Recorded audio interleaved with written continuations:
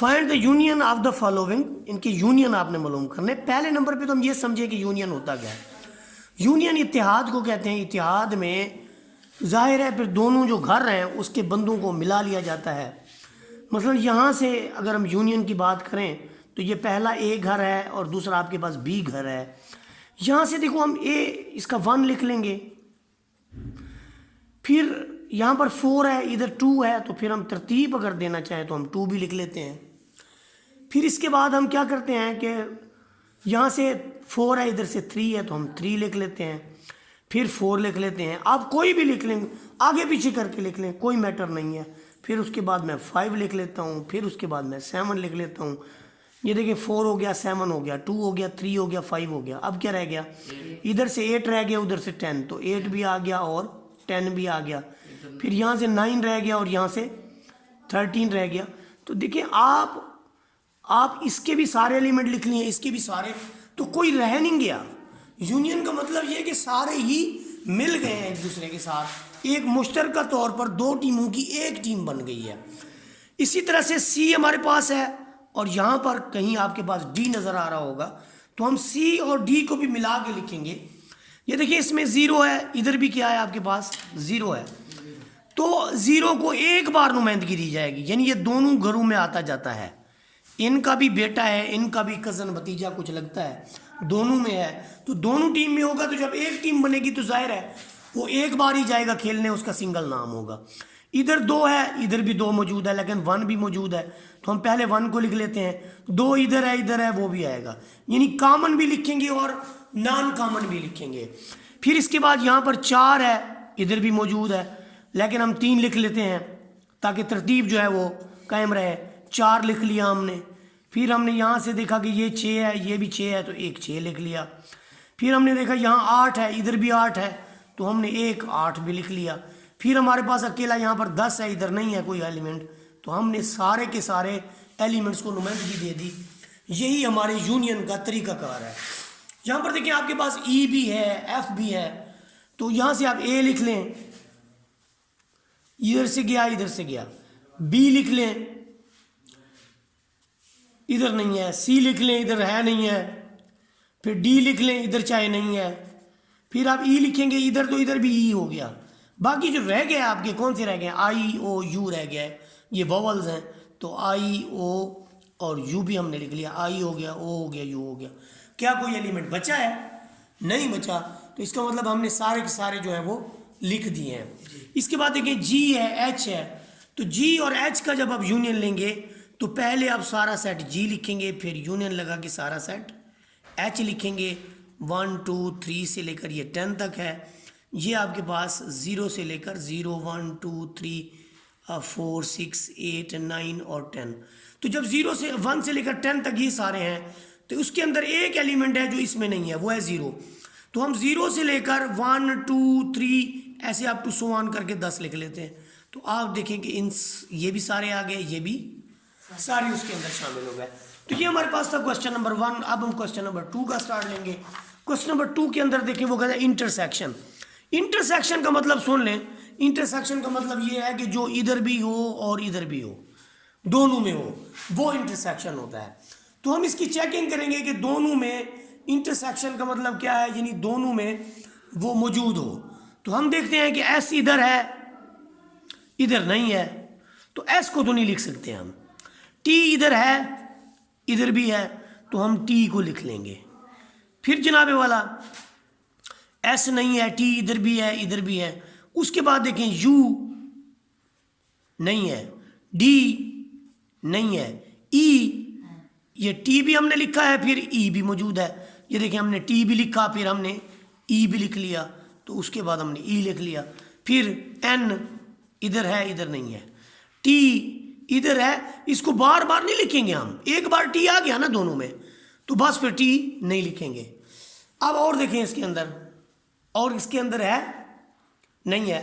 वैसे एग्जामिनर को इसमें टी लेना ही नहीं चाहिए, ऐसा लफ्ज़ नहीं लेना चाहिए जिसमें एक एलिमेंट 2 बार आए। टी 2 बार आ गया तो ये सेट ही नहीं रहा, ये बुक की मिस्टेक है।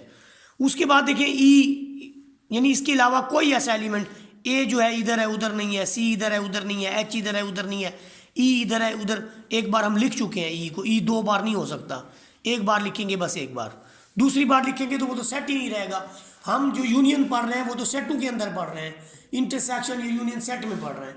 तो अगर मैं दूसरी बार ई लिख दूँ गलत हो जाएगा। तो एक ही सेट में एक एलिमेंट एक बार आता है, एक से ज़्यादा बार नहीं आ सकता, ये बात भी ध्यान में रख लें। आप ज़रा देख लें इसके बाद जो हमारे पास है पार्ट नंबर 2, उसमें यू दिया हुआ है, वी दिया हुआ है।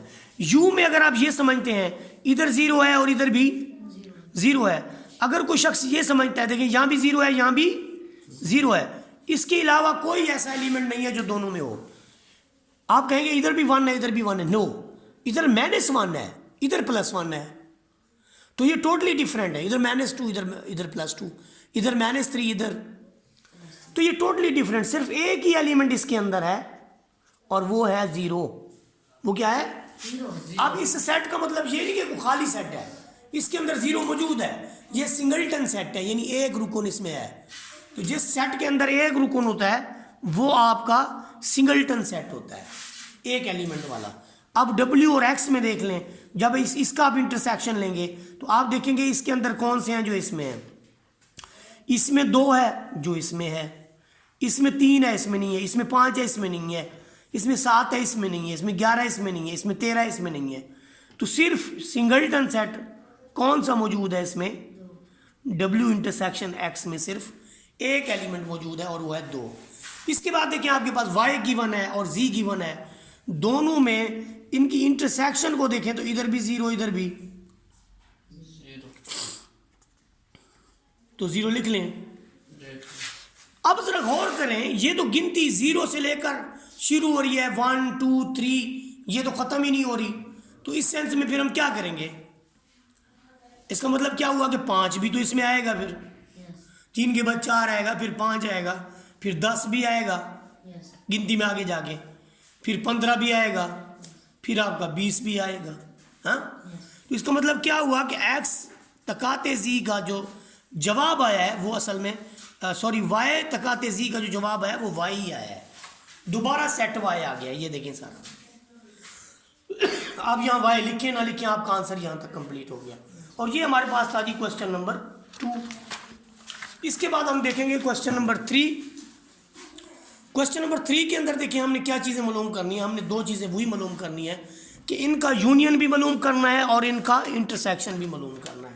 तो जब हम यूनियन की बात करते हैं तो आपको पता है कि हम सारे एलिमेंट मिला लेते हैं। यहाँ से मैं 1 लिखूँ तो 0 मिस हो जाएगा, मैं 0 से स्टार्ट लूँगा, फिर मैं इधर 1 इधर 1, फिर इधर 2 इधर 2, हाँ, फिर इधर 3 इधर 3। इसका मतलब आगे वाले एलिमेंट इसके भी चालू है और इसके भी चालू है। ये सेट ऑफ नेचुरल नंबर है, ये सेट ऑफ नेचुरल नंबर है और ये सेट ऑफ होल नंबर है। होल नंबर में सिर्फ एक अदद है, वो है 0 जो ज़्यादा होता है नेचुरल नंबर से। तो इसका मतलब जब यूनियन लेंगे तो ये सारा सेट आएगा। ये कौन सा सेट आया है आंसर में? N आया है, W आया है। जो आंसर आया वो N आया है, W आया है। ओ भाई W आया है, W 0 से स्टार्ट हो रहा है ना, W ना हुआ। और तकाते में कुछ है, इनमें तकाते में क्या है, इंटरसेक्शन में क्या है? बोले जी, इंटरसेक्शन दोनों में क्या है? जो इधर भी हो इधर भी हो। इसमें 1 है, इसमें 2 है, इसमें आज गूंगे बने हुए जवाब ही नहीं दे रहे। इधर 3 है इधर 3, तो अगला एलिमेंट क्या होगा? दोनों में 4 होगा। अगला ऐसे चलते जाएंगे। तो इसका आंसर क्या आया है आपके पास? N आया है, W आया है। ये दिया हुआ है ना, N ये दिया हुआ है, W ये दिया हुआ है, तो कौन सा आया है? N आया। शुक्र है आपने देखना शुरू कर दिया, लगता है आपको छुट्टी की पड़ी हुई है। क्वेश्चन नंबर 4 में देखें, आपके पास एक सेट ऑफ इवन नंबर दिया हुआ है। इवन में देखें 0 2 4, ये आपको पता है ना, जो 2 पर पूरे पूरे तकसीम हो जाते हैं वो सेट ऑफ इवन नंबर होते हैं।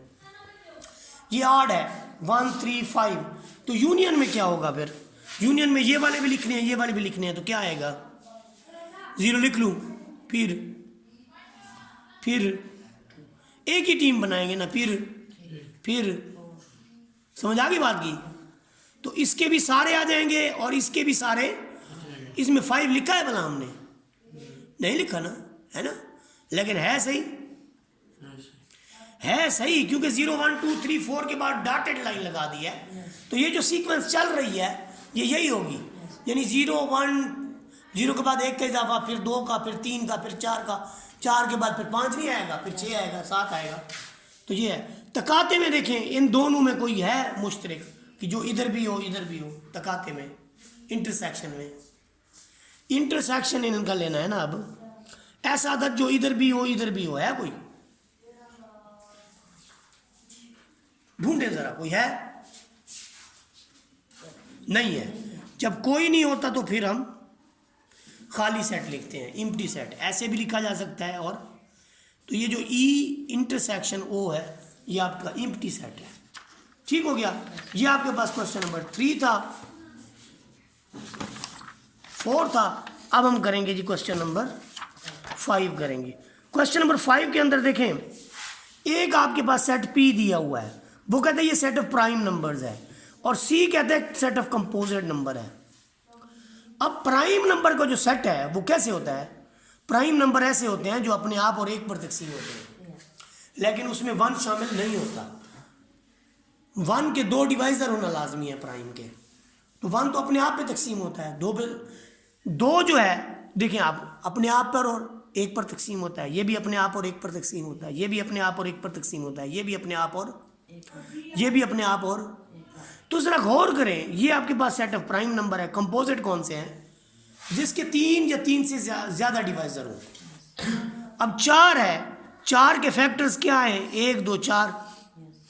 फिर 6 है, 6 के फैक्टर क्या हैं? 1 2 3 और फिर आपके पास 8 है, 8 के फैक्टर क्या हैं? 8 ही कम 8, 2 चौके 8। समझ आ रही है बात की? तो ये आपके पास कंपोजिट नंबर है। प्राइम तो वो होते हैं जो अपने आप और एक पर तकसीम हो। तो फिर कंपोजिट नंबर में हम क्या लिखेंगे? 4 6 8 9 10 अप टू सो ऑन। अब हमने इन दोनों का यूनियन लेना है। ये हमारे पास प्राइम नंबर है और ये हमारे पास कंपोजिट नंबर है। यूनियन में क्या लिखेंगे फिर? जो इधर भी हूं और तो क्या लिखें फिर? 1 लिखें, 1 लिखें। दोनों सेटों में 1 है क्या? नहीं है। तो फिर 1 लिख सकते हैं क्या? यूनियन में तो टीम बनानी होती है ना, जो इधर भी हूँ इधर भी हूँ। 1 तो दोनों में है ही नहीं, वो तो मर गया यहाँ पे, ना उस सेट में है ना उसमें है। तो फिर इसका मतलब 1 ना तो इवन है, सॉरी ना प्राइम है ना कंपोजिट है। 1 ना प्राइम में है ना कंपोजिट में है, ना ही है ना शी है। फिर क्या लिखें? क्या लिखें फिर? 1 तो नहीं है, फिर क्या लिखें? 2। फिर 4 नहीं आएगा ये वाला। 2 3 लिख लिया, 4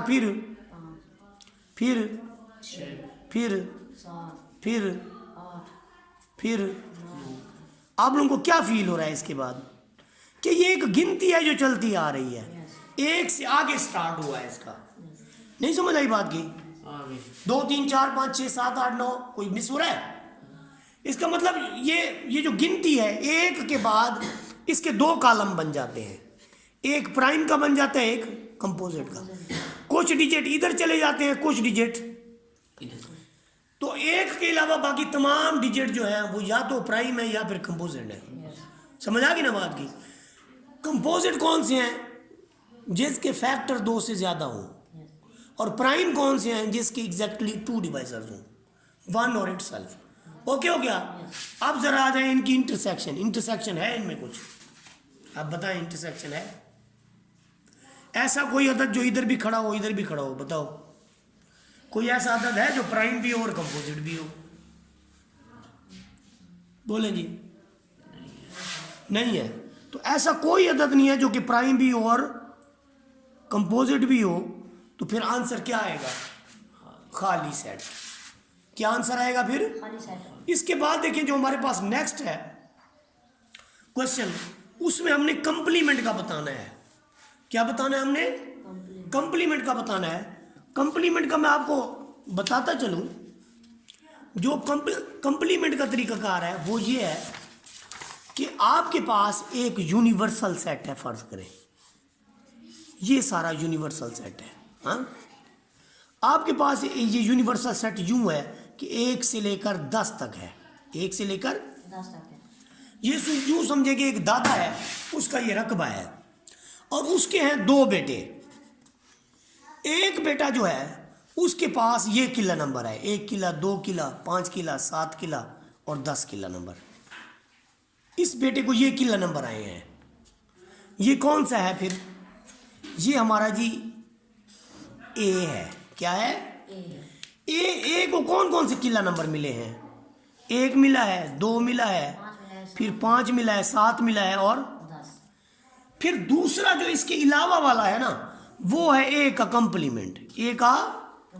फिर आप बताएं जो बाकी किला नंबर हैं 1 से 10 तक, वो किसके पास होंगे? ये यू है, इसके 2 बेटे हैं, एक ए है, दूसरा ए कंप्लीमेंट है। इसको कौन से किला नंबर मिले हैं? 1, 2, 5, 7 और 10। तो जो बाकी रह गए हैं वो कौन कौन से हैं? 4, 6, 4 रह गया, 3 नहीं रहा। 3 भी है। अच्छा, पहले 4 पे पहुंच जाते हो, 3 को नहीं देखते। 3 है फिर 4 है और 6 है, किला नंबर 6 इसका है। फिर 8 है, किला नंबर 8 और 9 है। 9 है। तो समझ आ गई बात की? एक आपके पास ए है और एक ए का कंप्लीमेंट है। तो एक कंप्लीमेंट का मतलब क्या होता है? ये होता है आपके पास यूनिवर्सल सेट डिफरेंस ए। इसका मतलब क्या होता है? यूनिवर्सल के वो रुकन जो ए में ना हो, यूनिवर्सल के वो रुकन जो ए में। अब देखिए ए में क्या क्या है? 1, 2, 5, 7, 10। तो यूनिवर्सल से जो इसके अलावा वाले हैं वो हमने यहाँ लिख दिए। तो ये है सेट ए का कंप्लीमेंट। सेट ए का कंप्लीमेंट। कंप्लीमेंट का मतलब ये है कि आपने उसका उलट देखना है। तो यहाँ पर जरा गौर करें, ये हमारे पास है यूनिवर्सल सेट। कौन सा है? 1 से लेकर 10 तक है यूनिवर्सल सेट, नजर आ रहा है? 1 से लेकर 10 तक। और सेट एक्स क्या है हमारे पास? 0, 3, 6, 9। तो एक्स का कंप्लीमेंट क्या होगा? Universal set minus x. अब इसमें से यूनिवर्सल के वो रुकन छोड़ दो जो ये वाले हैं, बाकी लिख लो। तो बाकी कौन सा होगा? 0 इसमें है? अच्छा, यूनिवर्सल सेट के अंदर एक गलती ये भी है कि यहाँ पे 0 होना चाहिए थी। ठीक है, बुक में ये गलती है। तो 0 तो नहीं लिखेंगे, यू में मौजूद है। कौन सा लिखेंगे फिर?